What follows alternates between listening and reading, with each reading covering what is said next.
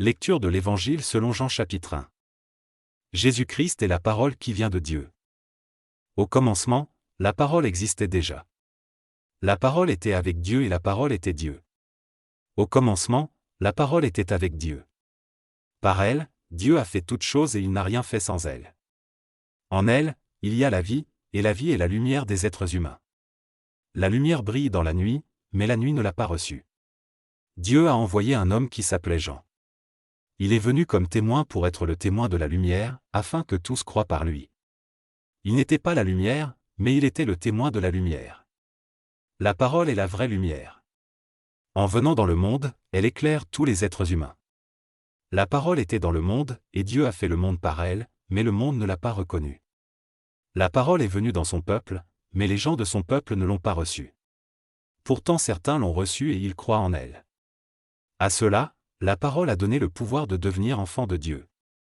Et ils sont devenus enfants de Dieu en naissant non par la volonté d'un homme et d'une femme, mais de Dieu.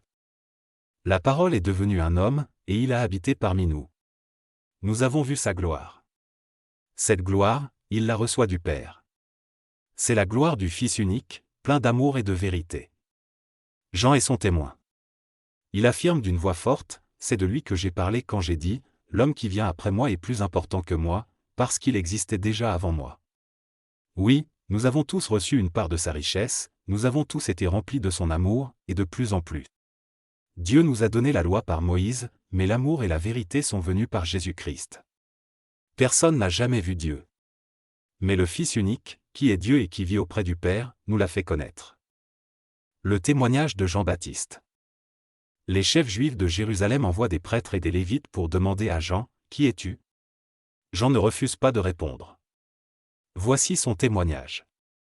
Il dit très clairement, « Je ne suis pas le Messie. » Les prêtres et les Lévites lui demandent, « Mais alors, qui es-tu ? Est-ce que tu es Élie » Jean répond, « Non. » Il lui demande encore, « Est-ce que tu es le prophète » Jean répond, « Non. » Alors ils lui disent, « Qui es-tu » Nous devons donner une réponse à ceux qui nous ont envoyés. Qu'est-ce que tu dis de toi-même ? Jean répond avec une parole du prophète Ésaïe, « Je suis celui qui crie dans le désert. Préparez un chemin bien droit pour le Seigneur. » Parmi les hommes envoyés vers Jean, il y a des pharisiens.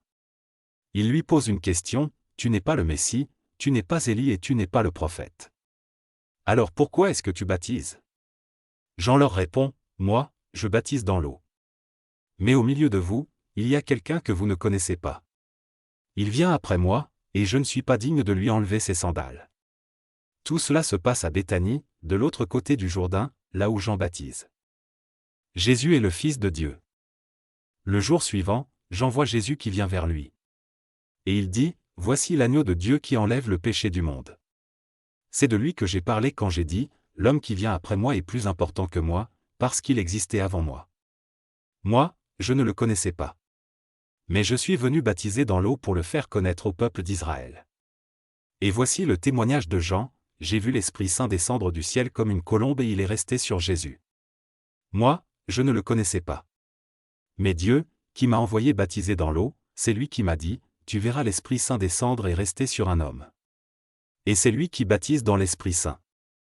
Moi, j'ai vu et j'en suis témoin, cet homme-là, c'est le Fils de Dieu. » Jésus appelle ses premiers disciples.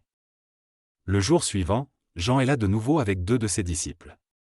Il regarde avec attention Jésus qui passe et il dit, « Voici l'agneau de Dieu. » Les 2 disciples de Jean entendent ces paroles et ils suivent Jésus. Jésus se retourne. Il voit que les disciples le suivent et il leur demande, « Qu'est-ce que vous cherchez » Ils lui répondent, « Rabbi, où est-ce que tu habites » Le mot « Rabbi » veut dire « maître ».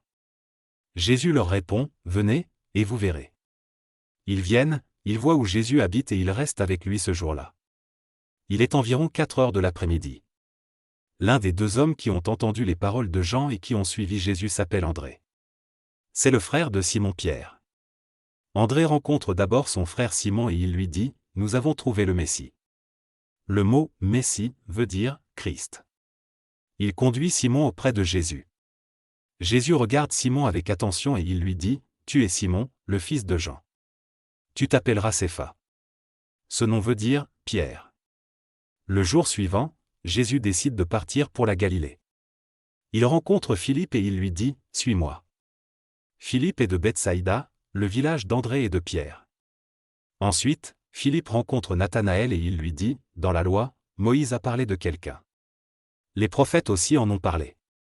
C'est Jésus, le fils de Joseph. Il est de la ville de Nazareth. » Nathanaël dit à Philippe, « De Nazareth, est-ce qu'il peut sortir quelque chose de bon ?» Philippe lui répond, « Viens, tu verras. » Jésus voit Nathanaël qui vient à lui et il dit à son sujet, « Voici un vrai Israélite.